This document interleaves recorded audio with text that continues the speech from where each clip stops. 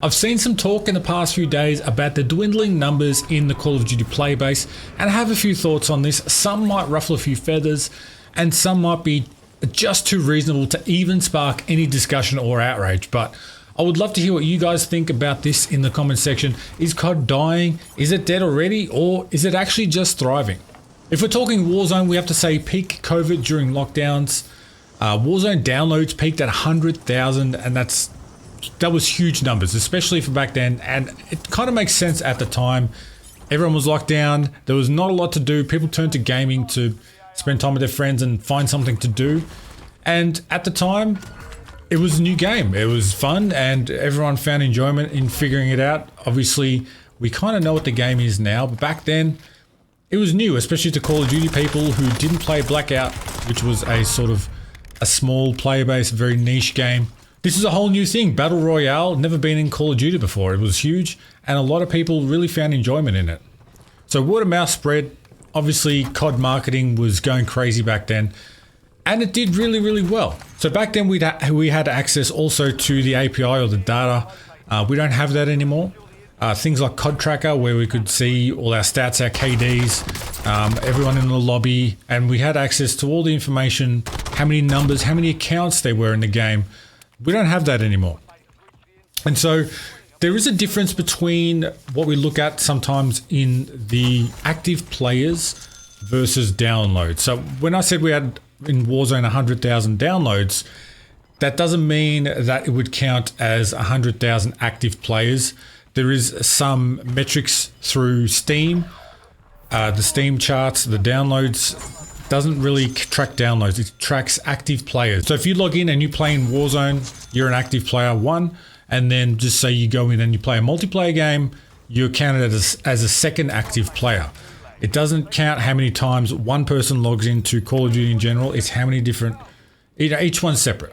Doesn't make a lot of sense when you're trying to track player numbers, but I see why they do it, and obviously it just makes the numbers look better for their shareholders and all the interested parties that look at how many people log in to play a game. It just ups the numbers. It makes them look better. So then we do look at places like Steam, which is a launcher to play Call of Duty. Back in the day, we had Battle.net, you had console like PlayStation, Xbox, and that was pretty much it. Steam came out later, right when Warzone 2 dropped. And so the Steam charts are publicly accessible, and I think it's a Steam rule. All the games have to release, the stats so everyone can see how many players there are, how active the game is on, and all the players that play. So they give peak and average monthly users. This is around 60 to 70,000 active users right now, with peaks at around 120 to 130k per month. Obviously, this is because Steam released after Warzone 1. We don't have access to Warzone 1 time, so it'd be interesting to see how many people played via Steam back then.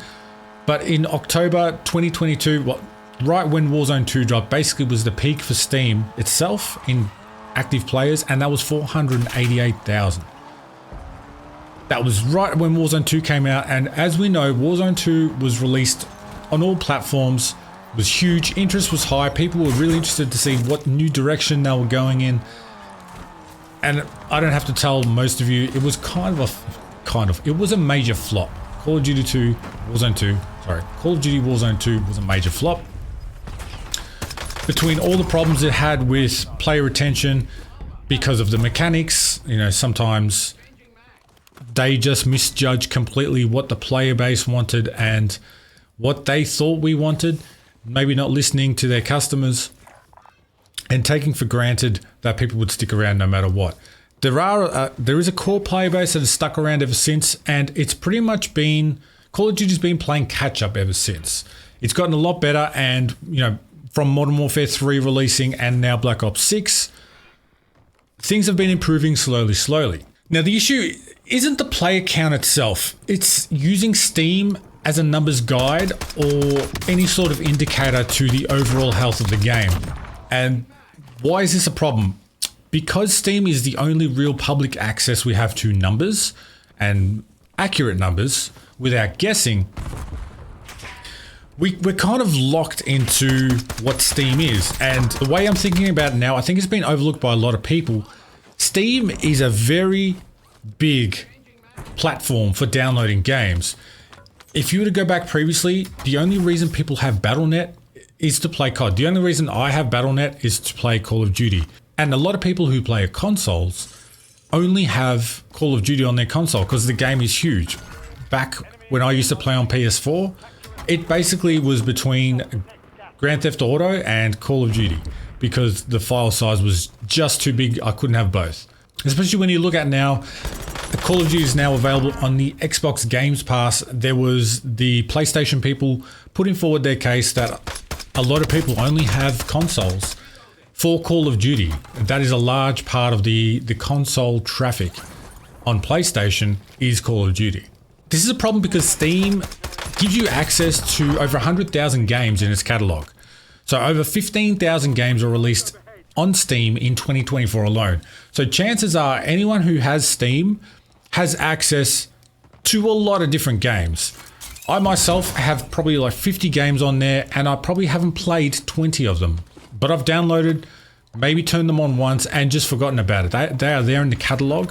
But the point being, if you have Steam, you are more likely to be a gamer who is playing other games than you are Call of Duty. And a lot of the core Call of Duty players will either be from console or on Battle.net. There was some issues a few years ago where Battle.net and Steam, you pretty much had to pick between one or the other launcher because one was giving problems for certain Windows versions and stuff like that. So there is a chance a lot of people had to move to Steam from Battle.net because of some downloader issues and crashes and things like that, which makes sense. And now, especially because Xbox Game Pass has just grown Call of Duty because of its availability for the multiplayer to be a very cheap access for people, granting more people the ability to level up their guns and become more involved in the game. It kind of muddies the water between how big the PC player base is with console because the Xbox Game Pass technically is on PC as well as console. So the question is, will we ever return to the peak COVID numbers in Call of Duty Warzone? Probably not. And does anyone really expect it to? Is that the sort of expectation people have when they see the Steam charts and the sort of sparks like a, oh my God, this is the play base is shrinking because there's less and less people playing Call of Duty now. You peaked in Warzone in COVID. No real game would be able to maintain that level. And I would argue that no game has maintained the same level of player base if they peaked in COVID due to the lockdowns being just an overwhelming factor in how much time people had to play games. A lot of people have just moved on from gaming in general. It's not just Call of Duty's problem. I think one thing we can do comfortably is look to Fortnite as the standard to look to. It will average comfortably over 1 million players per day, and there is access to their API, to their stats, so we can see that. Just for context, Fortnite's peak daily players was 44.7 million in November of 2024. Mainly due to its release of their OG map, but that was their peak daily players. In one day, 44.7 million people logged on to play Fortnite because of their OG map returning. So that came with nostalgia trip, and a lot of people are interested in how it would go coming back to the game for the first time in years, and a lot of people just really interested in how it would play out, which is where people think Call of Duty got its idea to really bring back Verdansk, to get that player base excited for the nostalgia of what once was their favorite game. Maybe they've gone away and would bring them back. But it's fair to say there are peaks and troughs with every game. So it's not fair to expect a game to continue to keep the same level of its player base. Fortnite itself has fluctuated. It can have over 1 million players per day, which could fluctuate from 1.1 to 1.7 mil, up to 2 mil, and then back slightly under, depending on the month, depending on the amount of content that's coming out and how much excitement's in the game. Also, the scenario of what's going on in the world. It's not everyone has time to game all the time. So there will be peaks and troughs. I remember back in the day, Call of Duty had its live play accounts on the game in the main menu, and you could see it had like a time. I'll try and find an image for it on the screen. It had like a time where you could see where daylight was, what time it was in the world, where you were, and then it would have like how many active players there were. There were lights to indicate, how densely populated, how many people were playing around certain areas, so you could see, if you were up at 4 o'clock in the morning, it might be quieter than it would be at 4 o'clock in the afternoon. And it was just really interesting to see how many people were playing Call of Duty at that time. You can still go back to some of those games. I would say it's Black Ops 2 definitely had it, along with a few other ones. You could see how many people were on there, and it was just interesting that there's still people playing it now. I'm not sure why there's so much secrecy around the stats of how many active players there are being released into the world. They probably keep that more to their shareholders, their stakeholders, but not so much for the general playing public. I'm not sure why. It would be great to know, but at the end of the day, the best indicator to know how good a game is going is if you enjoy it. The rest doesn't matter. It doesn't really matter if there's tens of thousands of other people who don't enjoy the game and choose not to play, if you still enjoy playing it. It shouldn't stress you out that a lot of people are leaving a game if you still enjoy playing it, because there will be other people who do enjoy playing it too, and they will continue to play it as well. We get caught up in the Steam charts being an indicator of how many people playing the game. Really doesn't make any sense, because Steam is nowhere near the most popular or even a high percentage of the player base. It's probably like around 10% of people will use Steam. So any fluctuations in that isn't a good indicator for the rest of the platforms that have the game. And like I said, it's a completely different platform in itself, in which it's a download tool for all the other games, countless amount of games that you could ever play. And so chances are, if you're using Steam, it's because you've come from another game and you're just downloading it at the time, and you'll forget about it again. So all this sensationalism that COD is dying, 70% of the play base has disappeared and all that kind of doesn't make any sense. It can be tough for countries like Australia and myself. Solos lobbies are almost non-existent. It's very hard to find a game in regular solos in Australia for some reason. People hate BR, they just love Rebirth. I think that's just more of a casual thing. There's less stress about it. Rebirth, it's kind of like a glorified multiplayer. You can just keep coming back and back. It doesn't matter. But that's just the case. And so if you want to play solos, it can be tough in Australia because the play base is quite small. Ranked is the same. It can be extremely difficult or even impossible to find a ranked game in Australia. Back in Warzone 2, a lot of the people who would play on stream, just as an example, would have to VPN to the United States because there just weren't enough people to fill lobbies in ranked mode in Australia, which is crazy. Still the case now. But for countries like the US, it's still huge. Call of Duty is one of the most popular games and will continue to be one of the most popular games. And its player base is extremely loyal. So all this doomsday talk about COD is dying, I personally think they've hit a very good point right now. There are some slip-ups that they've done. Warzone Verdansk is a ton of fun to play still. I could be biased saying that because I'd never got sick of it the first time because I didn't play it probably as much as everyone else did. So I didn't get tired of it. I wasn't one of those people who was calling for a new map because it got boring. And even now, after I personally took a year off of Call of Duty, maybe even longer, to play Fortnite and a few other games, I think Fortnite is a standard. And if there's anything that the Call of Duty people, the devs, the people who point the direction and steer the ship can learn from Fortnite, is that it's okay to change things, but slowly. A Call of Duty seemed to go in the way of major changes with every title that would come out, whereas Fortnite seemed to evolve, for example, the map over time. Every season, there might be a POI change or two. At one point, the snow area of the map would grow and grow, and it got huge. And then, a couple of seasons later, they'd reduce it. They'd add a city. Then they had like a roller coaster thing for a track that you could ride on. It was pretty cool. And then they took that away. there's all different POIs that would come and go.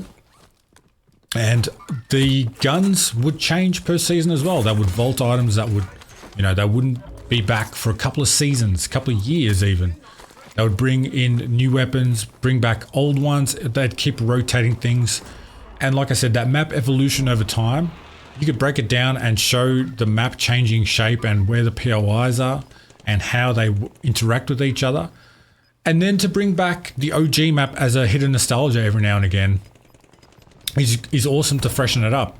And with such a large, loyal player base like Fortnite, because of how they do things right to keep their player base happy, they can have a ton of different modes and people can create their own maps now, and there's enough people that will play and keep involved in the game because of how well they've done it. So I think that's the standard that Call of Duty should look to. You know, you can evolve Verdansk, keep that as the base. You can turn it into something else, but turn it into something else over the space of 2-3 years. So maybe, yeah, flood dam, make the dam break, then freeze it, or, you know, knock down some parts of the city, rebuild it in other ways. You know, add another couple of big buildings somewhere else, you know, in the quiet parts of map of farmland. Bring up another couple of silos, you know, improve it, make it look like there's evolution like you would in a regular city over time.